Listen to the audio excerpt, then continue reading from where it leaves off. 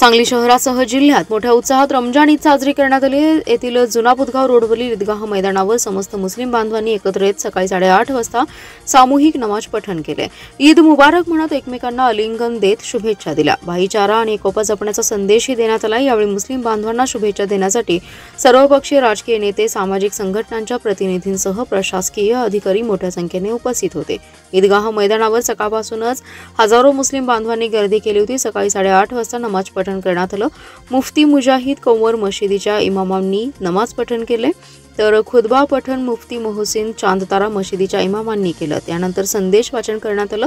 भाईचारा एकोप्याचा संदेश देण्यात आला। यावेळी मुस्लिम बांधवांनी एकमेकांना आलिंगन देत शुभेच्छा दिल्या। ईद मुबारक म्हणत एकमेकांशी हस्तांदोलन केले।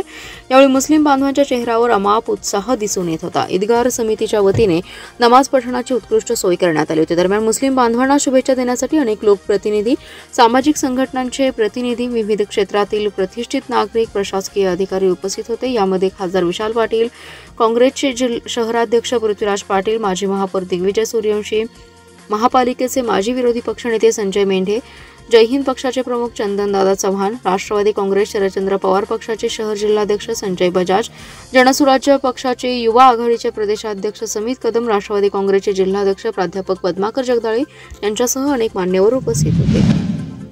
खानापूर तालुक्यातील नागनाथ नगरचे ग्रामदैवत श्री नागनाथ देवाच्या यात्रेला मोठी परंपरा आहे। या यात्रेनिमित्त होणाऱ्या गेल्या 200 वर्षांची प्रदीर्घ परंपरा आणि संपूर्ण देशभर प्रसिद्ध असलेला बगाड पळवण्याचा सोहळा आज लाखो भाविकांच्या उपस्थितीत नागनाथाच्या नावाने चांगभल्याच्या गजरात मोठ्या उत्साहात संपन्न झाला। या सोहळ्यावेळी भक्तांनी गुलाल आणि भंडाऱ्याची उधळण करत नागनाथाच्या नावाने चांगभल्याच्या जयघोष आणि संपूर्ण नागनाथ नगरी दुमदुमून गेली। सर्व जाती धर्माचे लोक आणि मानकऱ्यांनी एकत्रित येऊन बगाडाच्या बांधणी केली। मातंग समाजातील लोक बगाडाच्या बांधणीमध्ये दोर आणि सोल तयार करून बांधणी सुरुवात करतात। सुतार समाजातील लोक गाड्याला कणा बसवून देणे, बावकाड बसवणे, लाकडी तोरण, शिडी बसवणे अशी कामे करतात। तेली समाजातील लोक गाड्यांना वंगण करतात। बौद्ध समाजातील लोक घोडी लावतात, साकडे घालतात। देवाची मानाची 7 बगाड आहेत। आज यात्रेला मुख्य दिवस असल्याने सकाळी श्रींच्या मूर्ती स्नान, अभिषेक, पोशाख, धुपारती करण्यात आली। नागनाथ नगर परिसरातील पाहुण्यांचा तालुक्यातील भाविकांचे नवसाच्या सुमारे 250 बैलजोड्या बगाड पळवण्यासाठी दाखल झाल्या होत्या। सायंकाळी 4 वाजल्यापासून परंपरा असणाऱ्या बगाड पळवण्याच्या सोहळ्यास सुरुवात झाली। प्रारंभी मानाच्या बगाडांना बैलजोड्या झुपण्यात आल्या। एका बैलजोडीस मंदिराभोवती बगाडाचा एक फेरा देण्यात येत होता। उंचच्या उंच शीड असणाऱ्या दगडी चाके असलेल्या बगाडांना बैलजोडीला जुंपून पळवण्याचा सोहळा मोठ्या भक्तिमय वातावरणात संपन्न झालाय। बगाड पळवण्याच्या सोहळ्यावेळी भाविकांनी गुलाल आणि भंडाऱ्याची उधळण करत नागनाथाच्या नावाने चांगभल्याच्या जयघोषाने संपूर्ण नागनाथ नगरी दुमदुमून गेली। यावेळी यात्रा कमिटीचे सर्व सदस्य, भाविक आणि ग्रामस्थ मोठ्या संख्येने उपस्थित होते। सांगली शहरातील संजयनगर, विश्रामबाग, ग्रामीण आणि गावभाग परिसरासह आष्ट्यातून महागड्या मॉडिफाय केलेल्या यामाहा RX 100 सह दुचाकी चोरणाऱ्या सराई चोरट्यांच्या मुसक्या स्थानिक गुन्हे अन्वेषणाच्या पथकाला यश आलंय। या चोरट्याकडून 7,20,000 रुपये किमतीच्या तब्बल 12 दुचाकी जप्त केल्यात। संकेत तानाजी ढगे असं संशयिताचं नाव आहे। स्थानिक गुन्हे अन्वेषण विभागाच्या पथकाने आष्टा येथील बावची रोडवर ही कारवाई केली आहे। मागील काही महिन्यांपासून जिल्ह्यातून दुचाकी चोरीच्या प्रकारात वाढ झाली होती। चोरट्याला पकडण्यासाठी स्थानिक गुन्हे अन्वेषण विभागाने स्वतंत्र पथक कार्यरत केलं होतं।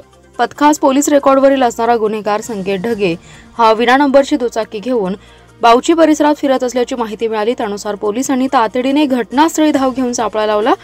संशयित दुचाकीवरून फिरताना आढळल्याने पोलिसांनी त्यास ताब्यात घेतलं। त्याच्याकडे दुचाकी संदर्भात विचारणा केली असता त्याने सदरची दुचाकी ही सांगलीतील शिवशंभो चौकातून चोरल्याची कबुली दिली।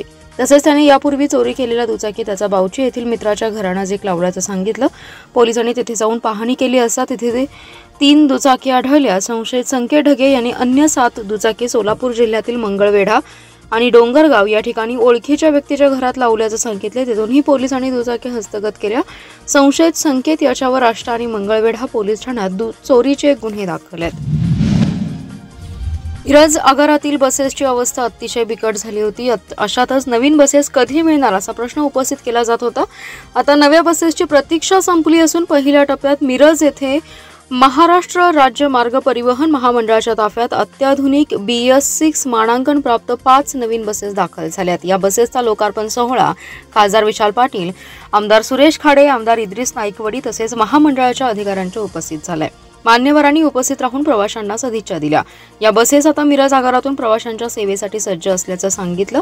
मिरज आणि परिसरातील नागरिकांना अधिक सुरक्षित, पर्यावरणपूरक आणि आरामदायी प्रवास अनुभवता यावा यासाठी हा महत्त्वपूर्ण टप्पा गाठलाय। या नवीन बसेस प्रदूषण नियंत्रणासोबतच इंधन कार्यक्षमतेतही उल्लेखनीय, त्यामुळे प्रवासाचा अनुभव अधिक सुखकर आणि सोयीस्कर ठरेल असंही मान्यवरांनी सांगितलं।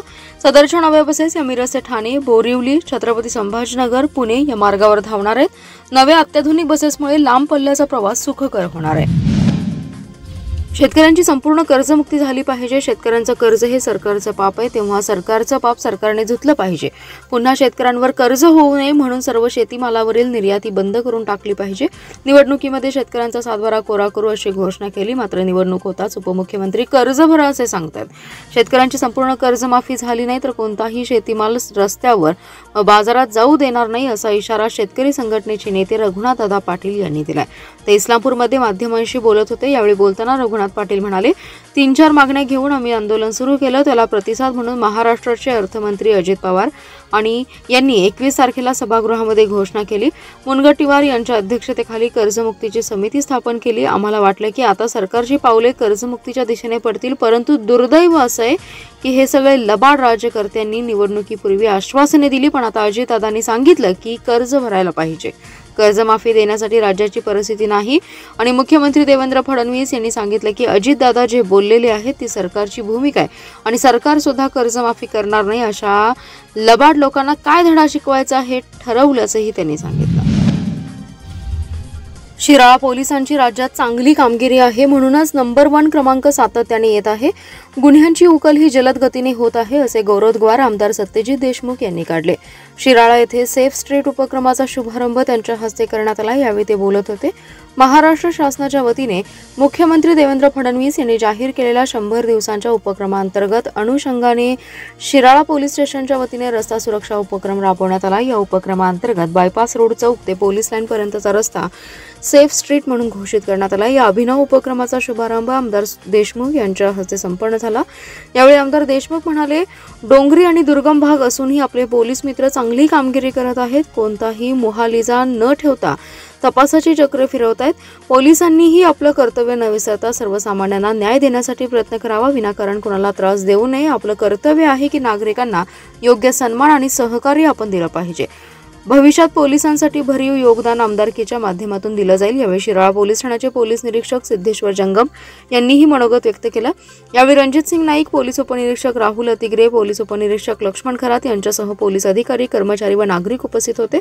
यावेळी बंटी नांगरे पाटील, जावेद नदाफ, असलम नदाफ यांचा सत्कार आमदार सत्यजित देशमुख यांच्या हस्ते करण्यात आला। यावेळी बाजीराव भोसले, सुभाष पाटील, विनोद पाटील, संदीप पाटील, अमर जाधव तसेच तालुक्यातील पोलीस पाटील संघटना उपस्थित होते। प्राथमिक आणि माध्यमिक शाळांचे 100% स्वयंमूल्यांकन करण्यात येत आहे। या मूल्यांकनासाठी 10 एप्रिलपर्यंत मुदतवाढ देण्यात आली आहे। मूल्यांकन अपूर्ण असल्याने शासनाने तिसऱ्यांदा मुदतवाढ दिली आहे। माहिती भरण्याची प्रक्रिया किचकट असल्याने पुन्हा मुदतवाढ मिळाल्याने शिक्षकांना दिलासा मिळाला आहे। अपार नोंदणीनंतर शिक्षकांना स्वकॉफ उपक्रमाच्या माध्यमातून शाळांच्या स्वयंमूल्यांकनाची माहिती पोर्टलवर भरावी लागणार आहे। 10वीच्या परीक्षेनंतर आता वार्षिक परीक्षा जवळ आल्यात। अनेक शाळांना या परिस्थितीत स्वयंमूल्यांकनामध्ये माहिती भरताना अडचणी निर्माण होतात, त्यामुळे शिक्षकांची डोकेदुखी वाढली होती। त्यामुळे मूल्यांकनाच्या माहितीसाठी मुदतवाढ देण्याची मागणी करण्यात आली होती। राज्य शैक्षणिक संशोधन आणि प्रशिक्षणाचे संचालक राहुल रेखावर यांनी काढलेल्या शासन आदेशामध्ये सहसंचालक, उपसंचालक, शिक्षण विभाग, जिल्हा शिक्षण व प्रशिक्षण संस्था, सर्व शिक्षणाधिकारी, जिल्हा परिषद, शाळा गुणवत्ता मूल्यांकन आणि आश्वासन आराखड्याबाबतची माहिती लिंकमध्ये भरण्याची राज्यातील सर्व प्राथमिक आणि माध्यमिक शाळांमध्ये कार्यवाही सुरू आहे। 15 मार्च आणि त्यानंतर पुन्हा 31 मार्चपर्यंत मुदतवाढ देण्यात आली होती। तथापि आज तागात 100% शाळांची स्वयंमूल्यांकनाची प्रक्रिया पूर्ण झालेली दिसून येत नाही। त्यामुळे शाळांचे स्वयंमूल्यांकन होण्यासाठी 10 एप्रिलपर्यंत मुदतवाढ देण्यात येते। सांगलीसह संपूर्ण जिल्ह्यात श्री स्वामी समर्थ महाराज प्रकट दिन सोहळा मोठ्या उत्साहात आणि भक्तिमय वातावरणात साजरा करण्यात आलाय। जिल्ह्यातील सर्वच मंदिरात विविध कार्यक्रमांचं आयोजन करण्यात आलं होतं। यावेळी पहाटेपासूनच भक्तांच्या दर्शनासाठी रांगा लागल्या होत्या। मोठ्या प्रमाणात सर्वत्र उत्सव साजरा करण्यात आलाय। सांगलीत कृष्णा नदीकाठी माई घाटावरील स्वामी समर्थ मंदिरात प्रकट दिनानिमित्त नित्यपूजा, अभिषेक, महाआरती, काल्याचे कीर्तन आणि महाप्रसादाचं आयोजन करण्यात आलं होतं। यावेळी शेकडो भाविकांनी महाप्रसादाचा लाभ घेतलाय।